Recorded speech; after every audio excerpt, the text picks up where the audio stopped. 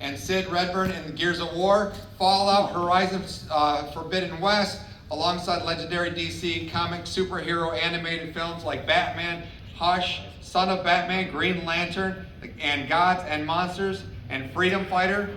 There's a lot there.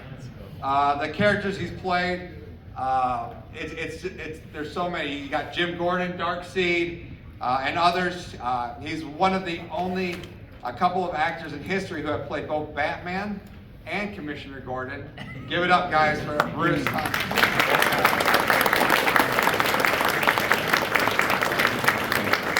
And here in the middle, we got my friend Marty O'Donnell. He learned his Master's of Music degree in composition with honors from USC in 1981. He then founded the Chicago-based commercial music and sound production company Total Audio, writing and producing numerous film scores and jingles such as The Flintstone Kids and Mr. Clean in 1997. He created sound design with Sirens Ribbon and the sequel to Miss, and created all the audio for Bungie's award-winning Myth series. In the spring of 2000, 10 days after Marty accepted his position at Bungie Audio, director and composer, where he would begin work on the new series titled Halo. The audio and the music for the Halo series would go on to receive numerous honors and awards, including Game Developers Choice Award, the Edge Award, Rolling Stone Magazine's Best Game Soundtrack. Marty is also the co-founder and co-owner of Highwire Games in Seattle. Everyone, applause for Marty. Standing ovation. Jeff, how do I pronounce your last name? Steitzer. You're the only one I haven't met yet. I met these guys. I got to hang out a little bit. Jeff Steitzer. For the past 20 years, Jeff Steitzer has been the voice of God multiplayer announcer for Halo, Microsoft's legendary game and franchise that you guys all know. They dubbed it the voice of my childhood by Halo fans around the world. The award-winning actor and director has also appeared in other games such as Grand Theft Auto Vice City, Alien vs. Predator 2, Primal Hunt, No One Lives Forever, and Plants vs. Zombies. Give it up, guys, for Jeff.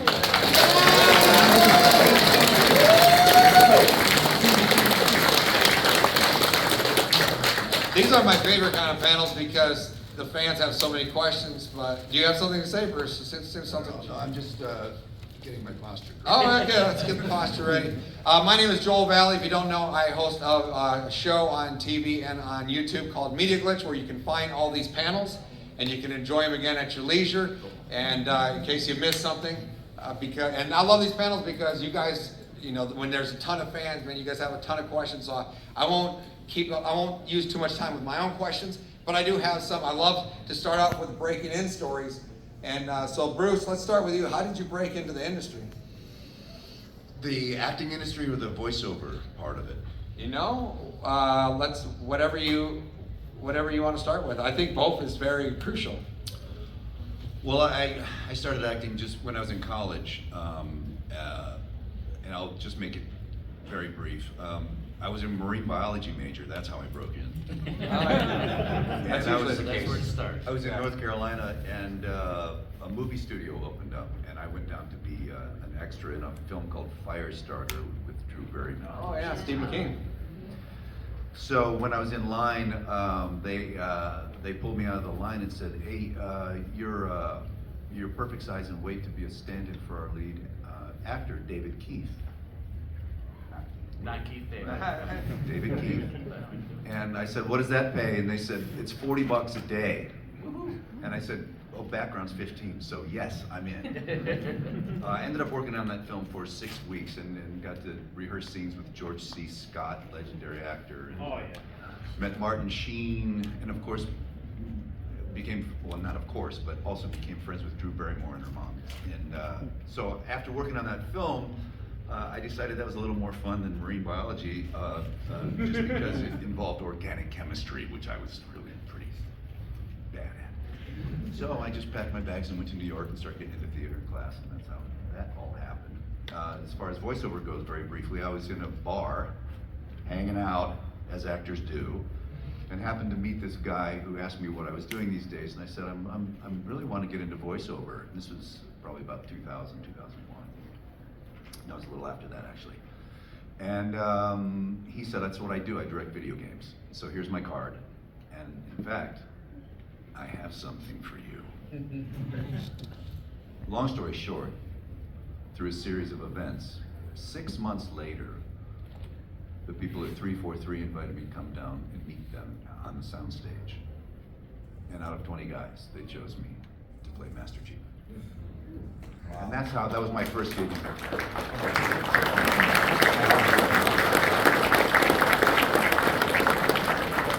All right, Marty, take it away. Well, I always played the piano. My mom was a piano teacher, my dad was a film director. Got my master's in music composition, and then thought, well, I should teach. Even though while I was in college, I thought for sure I was going to be a rock star, but that didn't pan out. All right. Well, there you go. I don't know what that means, but I went back to Chicago to teach, but I was working on a film set, and the producer said, you should, you got a degree in music, why don't you write music for films here? And I said, well, I don't want to prostitute my art. And yes, please laugh. No one should ever say that. The next day, the director came to me and said, hey, Marty, I'll give you $500 to score this film. And I'm like, yeah, absolutely. So, I just didn't know what my price was. Which, by the way, I had to split 3 ways, so I was a lot cheaper than that. Yeah, and then we did TV commercials and film scores for quite a long time. I was always playing games, though, because I love games.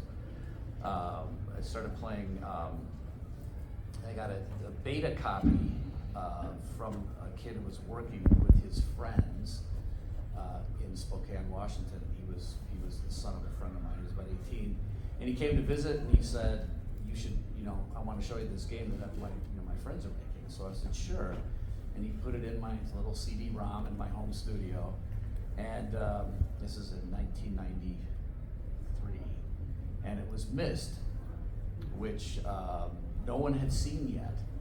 And as soon as it came on, I was just like, oh my gosh, now I want to do this. So I said, I need to meet your friends. And he goes, because of course he was 18, and I thought his friends, who knows what his friends were doing in Spokane, Washington? How could that be anything? Well, that was Cyan, they made Myst, and I ended up working with them eventually and did the sequel to Myst, Riven. And then, immediately found out where Bungie was, because they were a company in Chicago and not far from me, so I went and got it. Told them that, hey, I'm working on the sequel to Myst, you should hire me for whatever you're doing, and they did. So I started working on Myth of Fallen Lords, and then by 2000 we were doing Halo, and I never looked back, so it's been a blast. So never say no, and never say you don't want to prostitute your art. Never say That's awesome.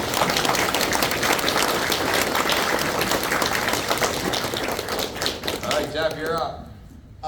Well, I've been an actor pretty much all my life. It's all I ever wanted to be, and I've been lucky enough to do that. I started out on the stage with a small company in Seattle, Washington that did Tula.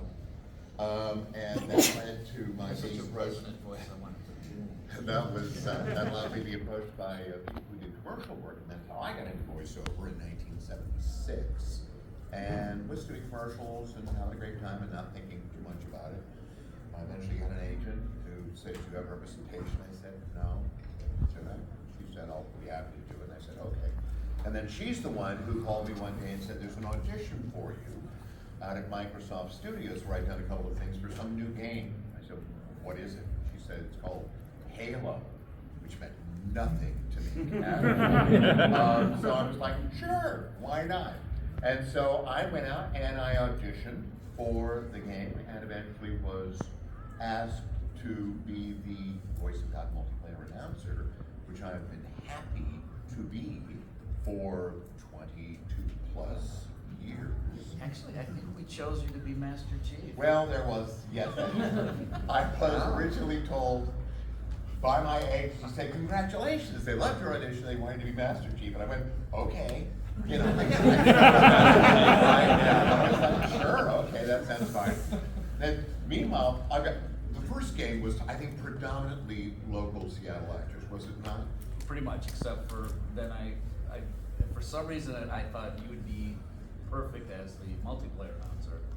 And my friend Steve Downs, who was back in Chicago, I thought, okay, I'll go back to Chicago and hire a couple of the people who were there. And so I got Steve to be Master Chief. So I made the switch at the last minute. I know it was sort of. Well, what happened was, Yeah. is that all my friends were going in and recording their stuff for the game. And I'm sort of going, well, I'm sure they were calling me. Found it here. And eventually I hadn't heard, and everybody else had been. And I called Jen Taylor, who's an old friend of mine, and I said, have you been in to record for your stuff? And she said, oh, yeah, like a month ago or something. So I said, could you find out what's going on there? She said, I'm on it. So she called, got back to me a little while later and said, well, I've got good news and I've got bad news. The bad news is Marty O'Donnell evidently felt more comfortable. This is what she told me. Wow. With the idea of working with somebody he knew, which was Steve. And I was kind of like, oh, but again, I didn't know what this was. So this kind of thing happens all the time to actors. I went, oh, okay. And she said, but the good news is they want you to be the announcer.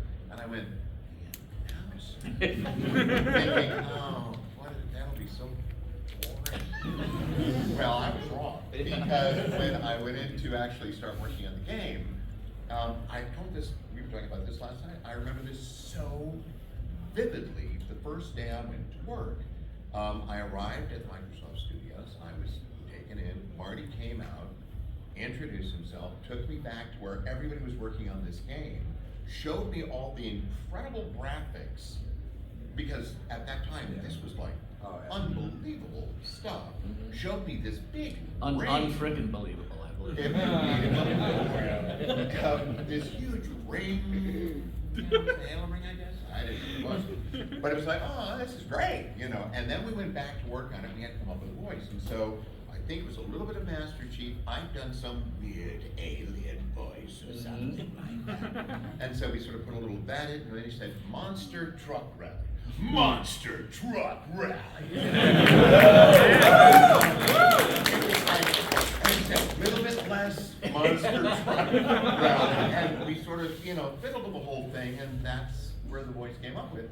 And I don't remember how long the initial recording took, but I swear to God, in my memory, which is certainly faulty, the script had to be like that thick. Oh, yeah. Wow. Way more than And Master Chief. it was crazy. And I spent days, my voice was shredded. It was, and after it was all done, it was like, la, la, la, la, la, la. I thought that was great, never thinking that it was ever going to go anywhere or be anything more than that. And we've talked about this, you know. Steve Downs tells my favorite story about that, not realizing that the game had even come out until his son approached him to say, are you on this?